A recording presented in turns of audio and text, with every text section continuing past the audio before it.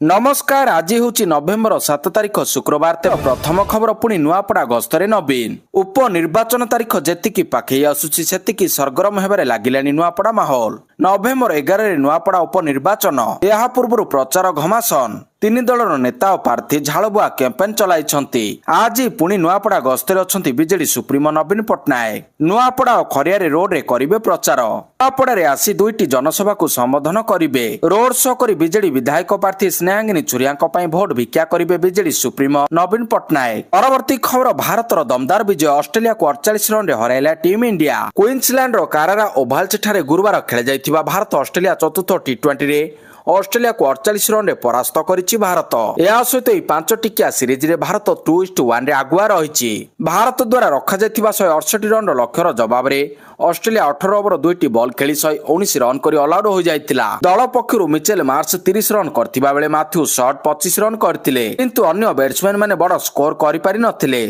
Bharat पक्षरु Washington सुंदर 3टी wicket नैथिबा बेले अक्षर पटेल और शिवम दुबे 2टी लेखाएं विकेट नैथिले सेहिपरि अर्शदीप सिंह वरुण चक्रवर्ती और जसप्रीत बुमरा गोटिए लेखाएं विकेट नैथिले ए मैच रे ऑस्ट्रेलिया टॉस जीति प्रथमे बॉलिंग करबा को निष्पत्ति नैथिला प्रथमे बैटिंग करी भारत निर्धारित 20 ओवर 8टी विकेट हराई 167 रन करथिला परवर्ती खबर कांग्रेस पक्षरु इस्ताहार प्रकाश भूमिहीन को घर ढिओ पट्टा प्रदान पई प्रतिश्रुति नुआपड़ा उपनिर्वाचन प्रचार 3 दिन नुआपड़ा उपनिर्वाचन पई कांग्रेस पक्षरु इस्ताहार उन्मोचन होईछि इस्ताहार उन्मोचन करिसंती पीसीसी सभापति भक्त चरण दास नुआपड़ा प्रदेश कांग्रेस कमिटी पक्षरु उपनिर्वाचन पई स्थानीय खुंटिया भवन ठारे इस्ताहार उन्मोचन होईछि नुआपड़ा जिलार विकास तथा वर्ष वर्ष धरी प्रतारित होउतिबा जिलावासी को न्याय देबा पई कांग्रेस सविशेष घोषणा पत्रर उन्मोचन करिसंती नुआपड़ा जिलार विकास तथा वर्ष वर्ष धरी प्रतारित होउतिबा जिलावासी को न्याय देबा पई कांग्रेस रो सविशेष घोषणा पत्रर उन्मोचन करिसंती इस्ताहार रे कृषि उन्नतीकरण दादन रोकिबा सह रोजगार देबा को कांग्रेस कहिछि सेहिपरि शीतल भंडार निर्माण पतेरा और तखाली डैम सह क्षुद्र जलसेचन प्रकल्प माध्यम रे 60% जमी जलसेचन करबा पई प्रतिश्रुति दिया जाइछि जंगल अधिकार आईन रो कार्यकारी करी आदिवासी को अधिकार सह जमी पट्टा प्रदान विद्यालय रे शिक्षक सह गुणात्मक शिक्षा प्रदान डाक्तर पदवी पूरण और स्वयं सहायक गोष्ठी को स्वावलंबी करबा नै कांग्रेस प्रतिश्रुति देइछि नवेम्बर 11 तारिख रे नुआपड़ा उपनिर्वाचन अनुष्ठित हेबाकु जाउछि परवर्ती खबर बेटिंग ऐप मामला रे फसिले रैना धवन बेटिंग ऐप आर्थिक अनियमितता मामला रे फसीगले क्रिकेटर सुरेश रैना एवं शिखर धवन प्रवर्तन निर्देशालय ईडी मामला रे उभयंकर 11 कोटी 14 लाख टंकार संपत्ति को गुरुवार अटैच करिछि जबत संपत्ति मध्य रैनांकर 6 कोटी 64 लाख एवं धवनकर 4 कोटी 50 लाख रहिछि बेआईन बेटिंग ऐप दुर्नीति उभयंकर संपृक्ति थिबा जणा पड़िबा परे पूर्वरु ईडी पक्षरु सेमानकु जेरा करा जायतिला परवर्ती खबर चिटफंड मामला ब्रह्मपुर रे प्रवर्तन निर्देशालय चढ़ाऊ चिटफंड कंपनी ग्रीन इंडिया कर्तृपक्ष घरे रेड करा जायछि अयोध्या नगर अंचल रे थिबा ग्रीन इंडिया संस्थार मुख्य प्रदीप सिंह घरे ईडी तनाघना चलाइछि लोकंक ठारू पाखापाखि 500 कोटी ठकई अभियोग होइतिला पूर्वरु 2013 मसीह चिटफंड दुर्नीति मामला रे प्रदीप सिंह घरे चढ़ाऊ करथिला क्राइम ब्रांच परे प्रदीप सिंह और अन्य अधिकारी को गिरफ्त करा जायतिला परवर्ती खबर ओएसएससी कार्यालय घेराव कले एलटीआर आशायी संस्कृत शिक्षक राजधानी भुवनेश्वर ओएसएससी कार्यालय घेराव कले एलटीआर आशायी संस्कृत शिक्षक तुरंत रिजल्ट बाहर कर नियुक्ति देबाकू दाबी करिसंती शिक्षक नचेत देवे बोली चेतावनी देइछंती एलटीआर आशायी संस्कृत शिक्षक गत मे 17 तारिख रे 729 live training reserve teacher LTR पई 5000 आशायी परीक्षा देइथिले या सहित विज्ञान शिक्षक पदवी पाई मध्य परीक्षा होइतिला विज्ञान शिक्षकक रिजल्ट बाहरी डॉक्यूमेंट वेरिफिकेशन हेबा सह नियुक्ति पाई घोषणा होई सारिलानी ले एई पर्यंत संस्कृत शिक्षक आशायी रिजल्ट बाहरी नाही एहार प्रतिवाद करी ओएसएससी कार्यालय घेरिछंती आशायी शिक्षक परवर्ती खबर उप मुख्यमंत्री कार उपरकू पत्थर और चपल माड़ बिहार रे प्रथम पर्याय मतदान चलतिबा बेले सांघातिक स्थितिर सम्मुखीन होइछंती उप मुख्यमंत्री तथा बीजेपी नेता विजय कुमार सिन्हा से निज निर्वाचन मंडली रे गोटिए पोलिंग बूथ को जाउतिबा समय तांको उपरे होइछि पत्थर और चपल माड़ शताधिक लोक तांको कार को अटकाइबा सह मुर्दाबाद नारा देइथिले ए समय तांको कार ऊपर को पत्थर और चपल माड़ होइतिला परवर्ती खबर मोहन सरकार को मिशन पावर सरकार को फोकस रे ग्राम्य विकास 2027 डिसेम्बर सुधा सब गाँ को रास्ता पानीय जल जोगाण और विद्युत संजोग लक्ष्य एथिपाई आरंभ हेबाकू जाउछि राज्य सरकार को नुआ पदक्षेप मिशन पावर पावर अर्थ हेउछि विद्युत जोगाण जल जोगाण और रास्ता संजोगीकरण ଏହି କାର୍ଯ୍ୟକ୍ରମ ମିଶନ ମୋଡରେ କରାଯିବ। ଏଥିପାଇଁ ସଂକଳ୍ପ ଚିଠା ଖୋଦ ମୁଖ୍ୟମନ୍ତ୍ରୀଙ୍କ ଦ୍ୱାରା ପ୍ରସ୍ତୁତ କରାଯାଇଛି। ସବୁ ବିଭାଗକୁ ମୁଖ୍ୟମନ୍ତ୍ରୀଙ୍କ ନିର୍ଦ୍ଦେଶ। ଖସଡ଼ା ପ୍ରସ୍ତୁତ କରି ସମୟ ସୀମା ଭିତରେ ସାରିବାକୁ ଟାର୍ଗେଟ ଦିଆଯାଇଛି। ଓଡ଼ିଶାର ବହୁତ ଗାଁକୁ ରାସ୍ତା ସଂଯୋଗୀକରଣ ହୋଇପାରି ନାହିଁ, ଯାହାଦ୍ୱାରା ଗାଁକୁ ଆମ୍ବୁଲାନ୍ସ ଯାଇପାରୁନାହିଁ। ପୂର୍ବରୁ ଅନେକ ସମୟ ଦିଆଯାଇଥିଲେ ମଧ୍ୟ ଏପର୍ଯ୍ୟନ୍ତ କାମ ସରିନାହିଁ। ପରବର୍ତ୍ତୀ ଖବର, ଫିଲିପାଇନ୍ସରେ ଟାଇଫୁନ୍ 241 ମୃତ। ଫିଲିପାଇନ୍ସରେ ଘୂର୍ଣ୍ଣିଝଡ଼ କଲାମାଇଗିର ତାଣ୍ଡବ। ଏହି ପର୍ଯ୍ୟନ୍ତ 241 ଜଣଙ୍କ ମୃତ୍ୟୁ ହୋଇଛି। ଜରୁରୀକାଳୀନ ସ୍ଥିତି ଘୋଷଣା କରିଛନ୍ତି ରାଷ୍ଟ୍ରପତି। ଫିଲିପାଇନ୍ସରେ ଘୂର୍ଣ୍ଣିଝଡ଼ କଲମାଇଗିରେ ଫିଲିପାଇନ୍ସକୁ ଛାରଖାର କରିଦେଇଛି। ପ୍ରାୟ 241 ଜଣ ପ୍ରାଣ ଯାଇଥିବା ବେଳେ ଅନେକ ନିଖୋଜ ରହିଛନ୍ତି। ସେଠିକାର ପରିସ୍ଥିତି ଦେଖି ଫିଲିପାଇନ୍ସର ରାଷ୍ଟ୍ରପତି ଦେଶରେ ଆପତ୍ତିକାଳୀନ ସ୍ଥିତି ଘୋଷଣା କରିଛନ୍ତି। ଦେଶର ପୂର୍ବ ପ୍ରାନ୍ତରେ ଥିବା ଲେଟେ ଏବଂ କେବୁରେ ଘୂର୍ଣ୍ଣିଝଡ଼ ଲ୍ୟାଣ୍ଡଫଲ୍ କରିଥିଲା। ପାଣିପାଗ ବିଭାଗର କହିବା ଅନୁସାରେ ଲ୍ୟାଣ୍ଡଫଲ୍ ସମୟରେ ପବନର ବେଗ ଘଣ୍ଟା ପ୍ରତି 140 କିଲୋମିଟରରୁ ଅଧିକ ରହିଥିଲା, ଯାହା ପରେ 195 କିଲୋମିଟରକୁ ବୃଦ୍ଧି ପାଇଥିଲା। ପରବର୍ତ୍ତୀ ଖବର, ତେଜିଲା ବ୍ରାଜିଲ ମଡେଲ ରାଜନୀତି। ବ୍ରାଜିଲର ଜଣେ ମଡେଲ ହରିୟାଣାରେ 22 ଥର ଭୋଟ ଦେଇଥିବା ଅଭିଯୋଗ ଓ ସେହି ମଡେଲଙ୍କ ଫଟୋ ରାହୁଲ ଗାନ୍ଧୀ ଦେଖାଇବା ଉପରେ ପ୍ରତିକ୍ରିୟା ରଖିଛନ୍ତି ବ୍ରାଜିଲର ଜଣେ ମଡେଲ। ବ୍ରାଜିଲର ମଡେଲ ଲାରିସା ନେରି କହିଛନ୍ତି ଯେ ରାହୁଲ ଗାନ୍ଧୀ ଦେଖାଇଥିବା ଫଟୋ ମଧ୍ୟରେ ତାଙ୍କର ଏକ ଫଟୋ ରହିଛି ଓ ତାହା ତାଙ୍କର 20 ବର୍ଷ ବୟସର ଫଟୋ। ସୋସିଆଲ ମିଡିଆରେ ଲାରିସା ଆହୁରି ମଧ୍ୟ କହିଛନ୍ତି ରାହୁଲ ଗାନ୍ଧୀଙ୍କ ଅଭିଯୋଗ ପରେ ତାଙ୍କ ପାଖକୁ ବହୁତ ଫୋନ ଆସୁଛି ଓ ସେ ଏନେଇ ଆଶ୍ଚର୍ଯ୍ୟ ପ୍ରକାଶ କରିବା ସହ ବ୍ୟତିବ୍ୟସ୍ତ ଅଛନ୍ତି। ଏହା ଏକ ଜୋକ୍ ବା ଥଟ୍ଟା ମଜା ଏବଂ ଭାରତ ସହ ତାଙ୍କର କୌଣସି ସମ୍ପର୍କ ନାହିଁ ବୋଲି ଲାରିସା ସ୍ପଷ୍ଟ କରିଛନ୍ତି। ପରବର୍ତ୍ତୀ ଖବର, ଆର୍ଆଇ ପରୀକ୍ଷା ଆରମ୍ଭରୁ ବିଭ୍ରାଟ। ଆର୍ଆଇ ପରୀକ୍ଷାରେ ବିଭ୍ରାଟ। ସର୍ଭର ଡାଉନ ଯୋଗୁଁ ଅନେକ ସ୍ଥାନରେ ପରୀକ୍ଷା ଦେଇପାରିନାହାନ୍ତି ଆଶାୟୀ। ରାଜ୍ୟରେ 85ରୁ ଅଧିକ ସ୍ଥାନରେ ଆର୍ଆଇ ପରୀକ୍ଷାରେ ବିଭ୍ରାଟ ଦେଖିବାକୁ ମିଳିଛି। ପ୍ରଥମ ସିଟିଂରେ ଆରମ୍ଭ ହେବା ପୂର୍ବରୁ ବିଭିନ୍ନ ପରୀକ୍ଷା କେନ୍ଦ୍ରରେ ଏପରି ସମସ୍ୟା ଉପୁଜିଥିଲା। ଫଳରେ ସମୟ ହୋଇଯାଇଥିଲେ ମଧ୍ୟ ପରୀକ୍ଷାର୍ଥୀମାନେ ସେଣ୍ଟର ବାହାରେ ରୁଣ୍ଡ ହୋଇଥିଲେ। ପରୀକ୍ଷା ସମସ୍ୟା ନେଇ ପାଟିତୁଣ୍ଡ କରିଥିଲେ। କଟକ ଜଗତପୁର ସ୍ଥିତ ଜଗନ୍ନାଥ ଇନଷ୍ଟିଚ୍ୟୁଟ ବାହାରେ ଅନେକ ପରୀକ୍ଷାର୍ଥୀ ରୁଣ୍ଡ ହୋଇଥିବା ଚିତ୍ର ସାମ୍ନାକୁ ଆସିଛି। ତେବେ ଓଏସ୍ଏସ୍ସି ଅଧ୍ୟକ୍ଷ ଲଲିତ ଦାସ ସର୍ଭର ସମସ୍ୟା ହୋଇଥିବା ସ୍ୱୀକାର କରିଛନ୍ତି। ପରବର୍ତ୍ତୀ ଖବର, ନୂଆପଡାରେ ବିଶାଳ ଶୋଭାଯାତ୍ରା କରି ଜୟଙ୍କ ପାଇଁ ଭୋଟ ମାଗିଲେ ମୁଖ୍ୟମନ୍ତ୍ରୀ। ମଞ୍ଚରୁ ନବୀନଙ୍କୁ କଲେ ଟାର୍ଗେଟ। ନୂଆପଡାର ପ୍ରଚାର ମଇଦାନରେ ମୁଖ୍ୟମନ୍ତ୍ରୀ କୋମନା ବ୍ଲକରେ ଶୋଭାଯାତ୍ରା କରି ଜନସଭାକୁ ସମ୍ବୋଧିତ କରିଛନ୍ତି ମୋହନ ମାଝୀ। ଜୟ ଢୋଲକିଆଙ୍କ ପାଇଁ ଭୋଟ ମଧ୍ୟ ମାଗିଛନ୍ତି। ଜନସଭାକୁ ସମ୍ବୋଧିତ କରି କୋମନା ମାଟିରୁ ବିରୋଧୀ ଓ ନବୀନ ପଟ୍ଟନାୟକ ଉପରେ ବର୍ଷିଛନ୍ତି ମୁଖ୍ୟମନ୍ତ୍ରୀ ମୋହନ ମାଝୀ। ବେଆଇନ କିଏ ତାର ସାଜ୍ଞା ବୁଝାଇଛନ୍ତି ମୋହନ। ନଭେମ୍ବର 3 ତାରିଖରେ ନବୀନ ପଟ୍ଟନାୟକ ନୂଆପଡା ଯାଇ ଜୟ ଢୋଲକିଆଙ୍କୁ ବେଇମାନି ବୋଲି କହିଥିଲେ। ଏହାର ପାଲଟା ଜବାବ ଦେଇଛନ୍ତି ମୁଖ୍ୟମନ୍ତ୍ରୀ ମୋହନ ମାଝୀ। ପୂର୍ବତନ ମୁଖ୍ୟମନ୍ତ୍ରୀ ନବୀନ ପଟ୍ଟନାୟକ ପ୍ରାର୍ଥୀ ଚୋରୀର ମହାନାୟକ ବୋଲି କହି ଶାଣିତ ଢଙ୍ଗରେ ଆକ୍ରମଣ କରିଛନ୍ତି।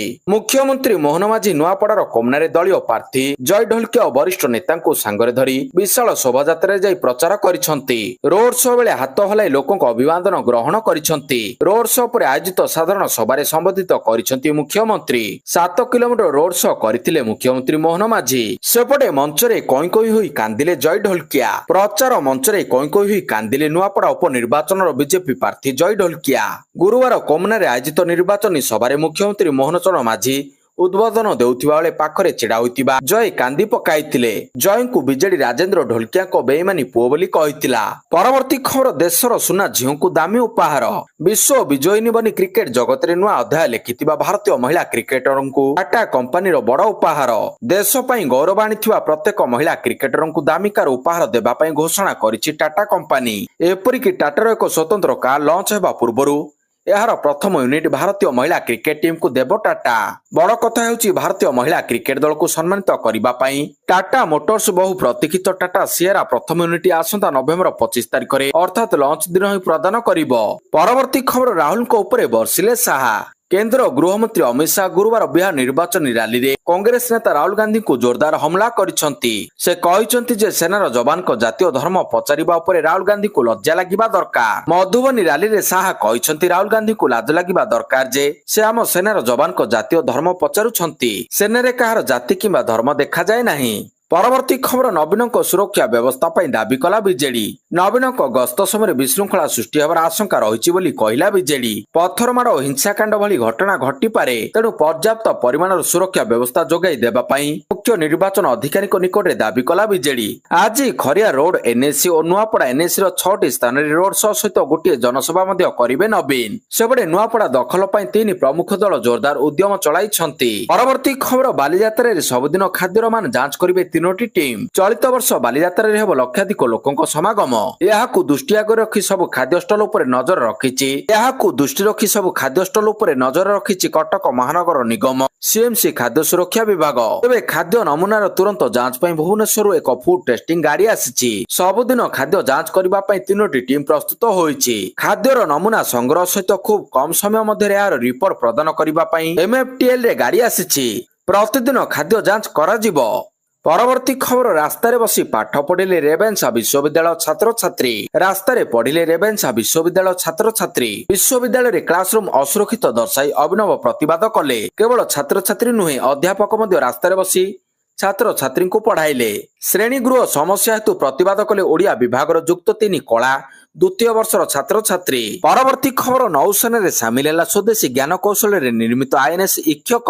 ଭାରତୀୟ ନୌସେନା ଏହାର ନୌସେନାରେ ଆଉ ଏକ ସ୍ୱଦେଶୀ ଶକ୍ତି ଯୋଡ଼ିବାକୁ ଯାଇଛି। ଗୁରୁବାର ଦିନ ନୌସେନାରେ ତୃତୀୟ ସର୍ଭେ ଜାହାଜ SBI ଶ୍ରେଣୀର ଜାହାଜ INS ଇକ୍ଷକକୁ କୋଚିର ଦକ୍ଷିଣ ନୌସେନା କମାଣ୍ଡରେ ଆନୁଷ୍ଠାନିକ ଭାବରେ ନିୟୋଜିତ ହୋଇଛି। ଏହି ଜାହାଜ ଦକ୍ଷିଣ ନୌସେନା କମାଣ୍ଡରେ ନିୟୋଜିତ ହେବାକୁ ଥିବା ପ୍ରଥମ ପ୍ରକାର ଜାହାଜ ହେବ।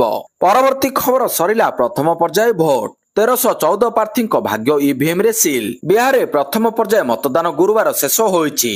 ଏହି ପର୍ଯ୍ୟାୟରେ 121 ଆସନରେ ମୋଟ 1314 ପ୍ରାର୍ଥୀ ପ୍ରତିଦ୍ୱନ୍ଦିତା କରିଥିଲେ। ସେମାନଙ୍କ ଭାଗ୍ୟ EVM ରେ ସିଲ୍ ହୋଇଯାଇଛି। ସନ୍ଧ୍ୟା 5ଟା ସୁଦ୍ଧା 60% ମତଦାନ ହୋଇଥିଲା।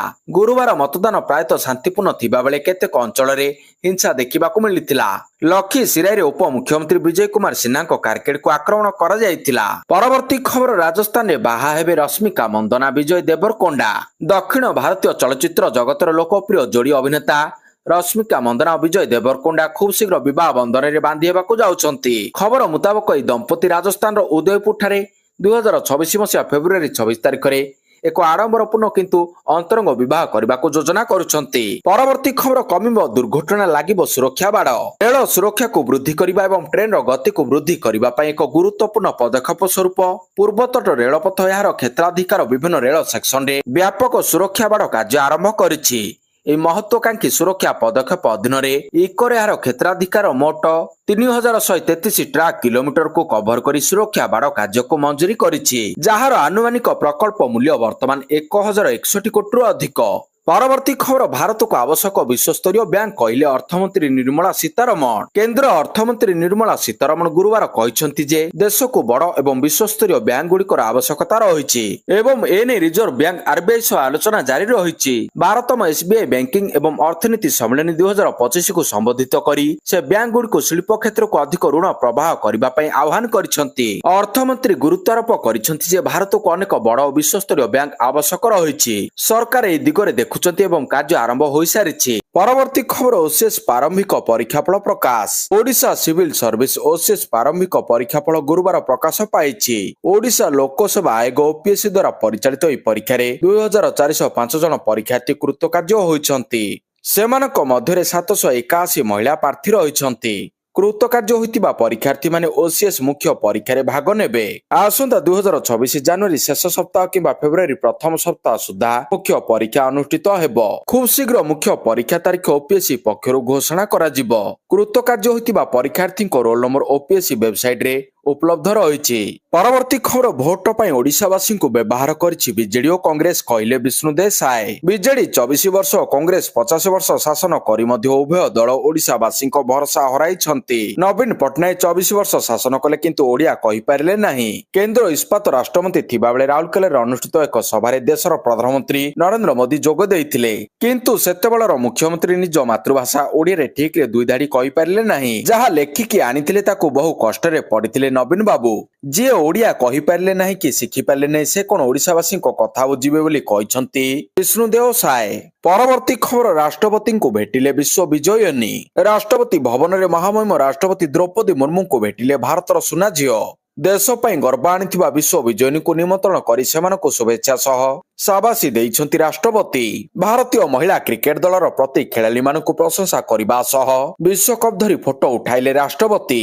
ପରବର୍ତ୍ତୀ ଖବର ପାକିସ୍ତାନ ସୀମାରେ ପରିସ୍ଥିତି ଅସମ୍ଭାଳ ପାକିସ୍ତାନ ଭାଙ୍ଗିଲା ଅସ୍ତ୍ରବିରତି ନିୟମ ଆଗୁଆ ଆଫଗାନିସ୍ତାନ ଦେଶ ଉପରେ ଆକ୍ରମଣ କଲା ପାକିସ୍ତାନୀ ସେନା ଗୋଟେ ପଟେ ତୁର୍କୀ ଦେଶରେ ଆଫଗାନିସ୍ତାନ ଓ ପାକିସ୍ତାନ ମଧ୍ୟରେ ଅସ୍ତ୍ରବିରତି ପାଇଁ ଆଲୋଚନା ଚାଲିଛି ଆଉ ଏହାରି ଭିତରେ ପାକିସ୍ତାନ ଆଫଗାନ ଦେଶରେ ଆକ୍ରମଣ କରିଛି ଏଥିରେ କଣ କ୍ଷୟକ୍ଷତି ହୋଇଛି ତାହା ଏଯାଏଁ ଖବର ମିଳିନଥିବା ବେଳେ ଲୋକ ଆହତ ହୋଇଥିବା କୁହାଯାଉଛି।